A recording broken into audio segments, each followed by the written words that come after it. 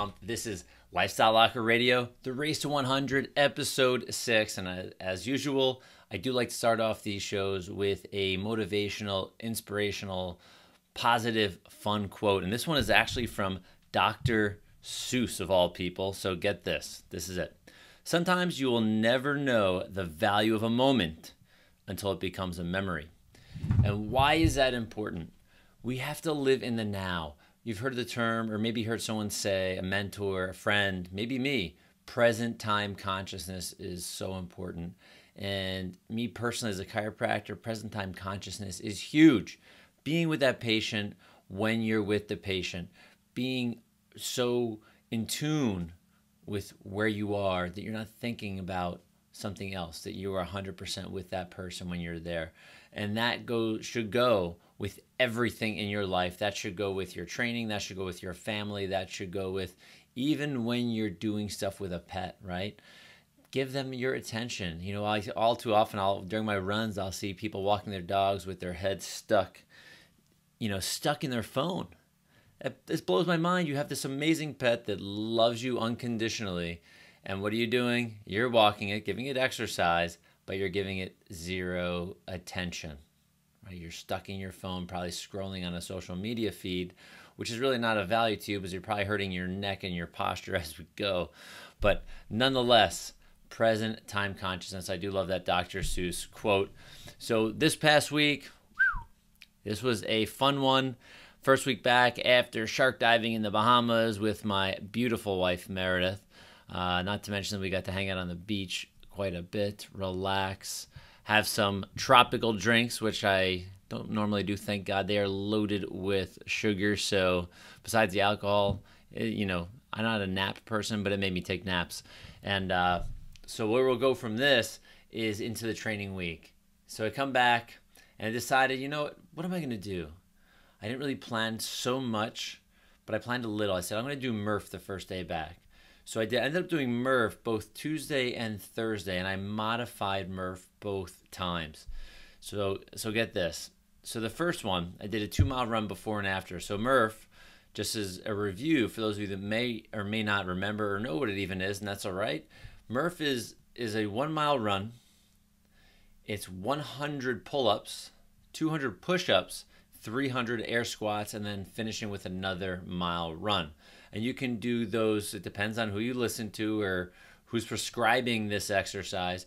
You can do those 3 movements, the push-ups, pull-ups, and air squats at any grouping or sets as you want. You don't have to do 100 pull-ups in a row. Frankly, I don't really know too many people. Actually, I don't think I know anyone that can do 100 straight pull-ups in a row. And so I went about it doing 2 miles as my beginning and end run. And then, here we go, get this. So 100 pull-ups, 200 push-ups, and then I didn't do 300 air squats. I know you're thinking, why not? Why didn't you do 300?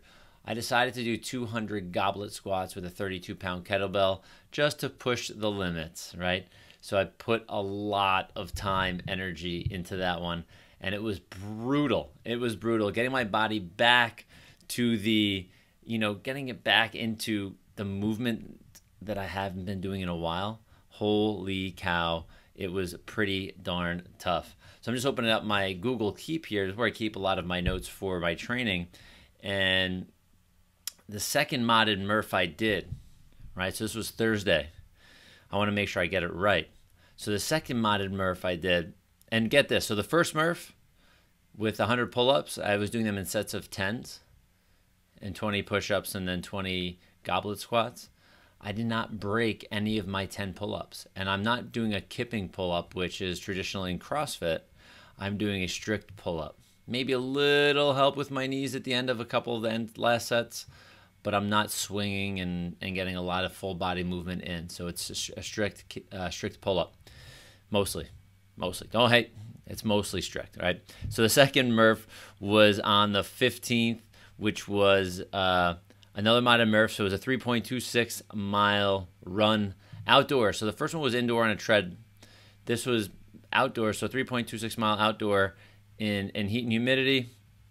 This afternoon, and 10 rounds. I did the same thing and I did my 10 rounds of pull-ups, so another 100 pull-ups. I did those unbroken and no kipping.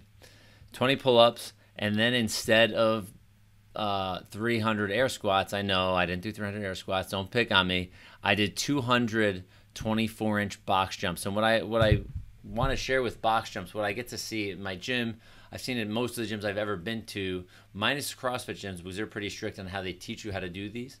I'll see people jumping up onto the box and keeping their knees and body bent and hinged, even their torso leaning forward, and they just jump off. So the box jumps that I did, I would jump onto the box and have full extension of my body, so I'm standing nice and tall, then I come down. So I'm getting that squat movement in from the launch to jump up and then to the full stand up again up top. So I did 200 of those and another 3.26 home. That one was a killer, right?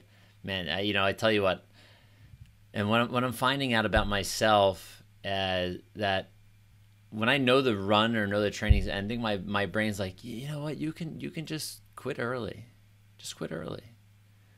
And I will tell you, no freaking way. I've been fighting these thoughts all the time, and I can tell you what, I'd love to hear anybody else's experience on this, what tactics you may use, but I just say, you know what, I'm not stopping.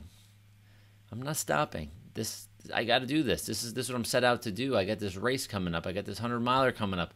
Why would I quit in a 3-miler, 10-miler, or whatever mile run it is? Why? And then I start to think of these why answers, and I start to say, all right, not why wouldn't I finish it? How come you don't want to finish it? And it's like, oh, because you're uncomfortable. And Josh, where does all growth happen? Well, as you stretch your comfort zone, right? So in the uncomfortable. And so I did that. And then the next day after that, did a 10-mile run. In the heat and humidity, it was brutal.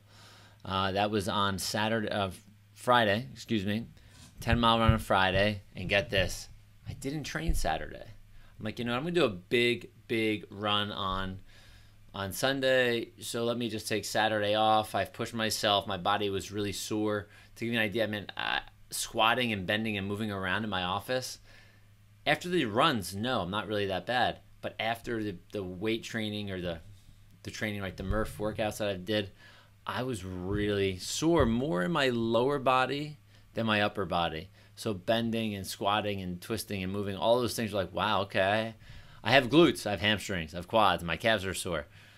But nothing was like in pain. I was just sore and tight. So, bending down and standing up was fun in my office, but I do that all day long, taking care of patients. So I took Saturday off, and Sunday morning I woke up. I said, I'm going to set out to do my best to go almost the distance of a marathon, if not a full marathon. And doing this with no support is always a little bit of a challenge, only because of hydration and water.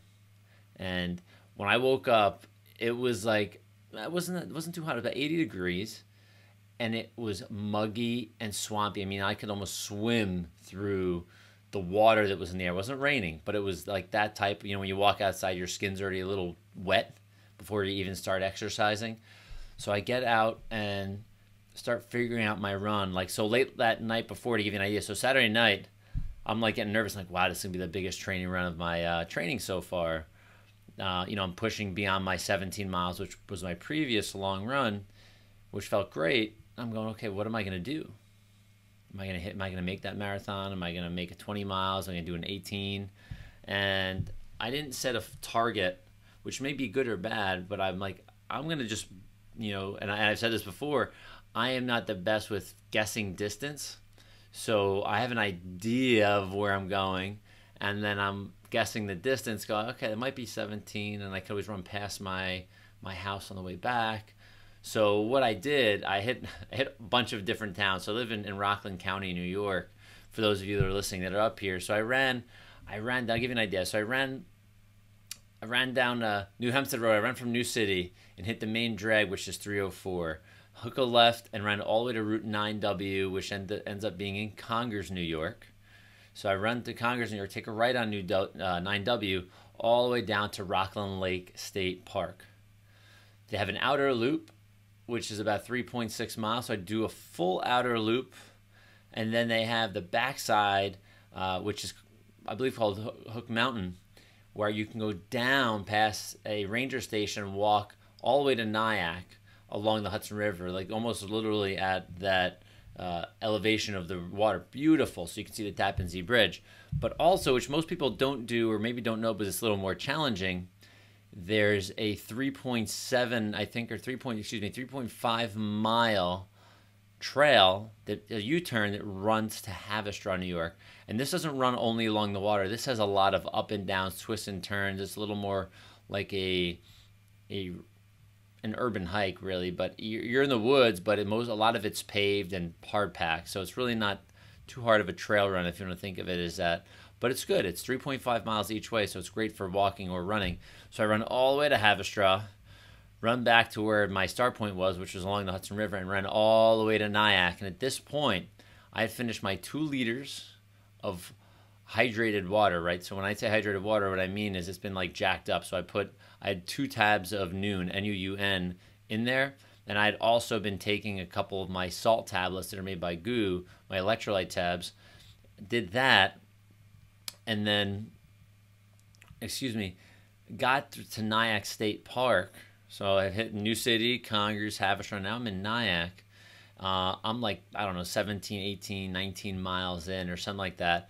And I cleared all my water. So I finished my 2 liters, finished my bladder.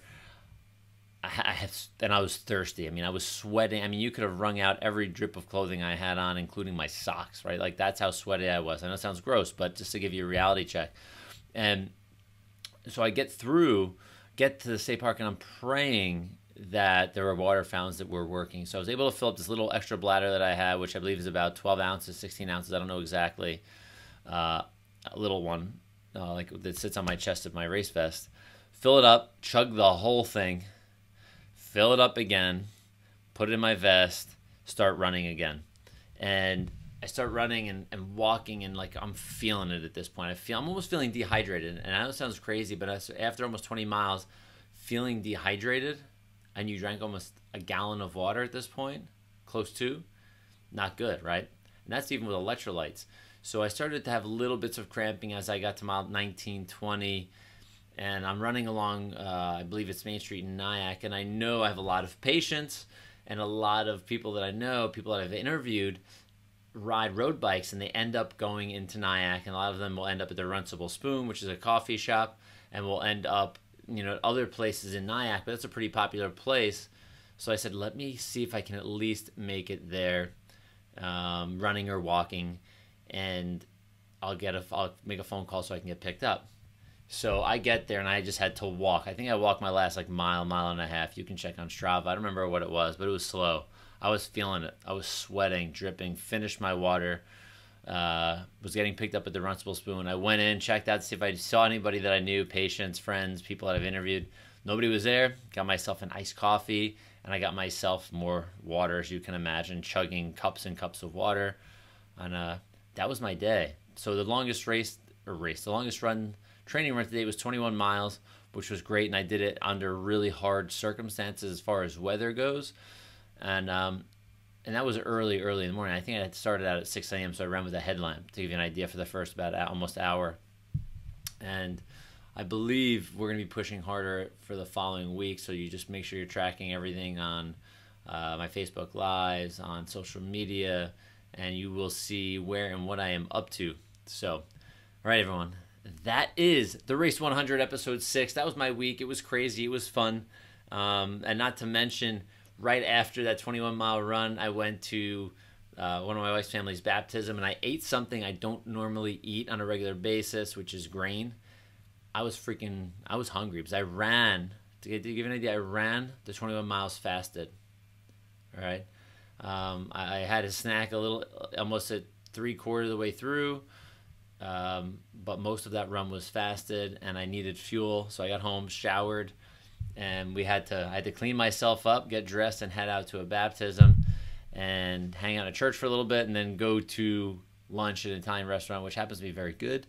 But my body doesn't respond to grain very well. But I ate bread, olive oil, pasta. I ended up having, I had really good salmon, thank God, and vegetables. And I had a couple pieces of shrimp as well. But But the crazy thing is this: what I realized, I felt okay. I just needed fuel. My body processed everything. My gut didn't bother me like it would normally would with grain. But I needed to sit down at home after this event because I was just carbo loaded. Thank God I had the proteins and fats there. But I actually will start to break out a little bit and almost like pimples in certain spots. And I think it possibly is from the garbage that's in the gluten that's in the pasta, the glyphosate. So be careful what you eat. Be careful what you fuel with and refuel with. That was probably my worst refueling choice I've ever had. But this was a family event, and I probably could have made better choices, but I did not. I'm real. I'm going to share, who I am and what I do with you. So no hiding here. So back at it again, and we'll talk to you soon. See you on the next episode of Lifestyle Locker Radio. We got some great guests coming up. More Race to 100, and I look forward to seeing you at the race. Are you going to show up at the race? No, you're not going to show up at the race. But I look forward to having, relationships with all of you that are listening, one way, shape, or form. Hopefully this is inspirational to you. I do my best to make sure that I can share myself with you so you can be a better version of yourself. And so wherever and whenever you're listening to this, I appreciate you, and have a great day, evening, or night. All right, y'all. Bye.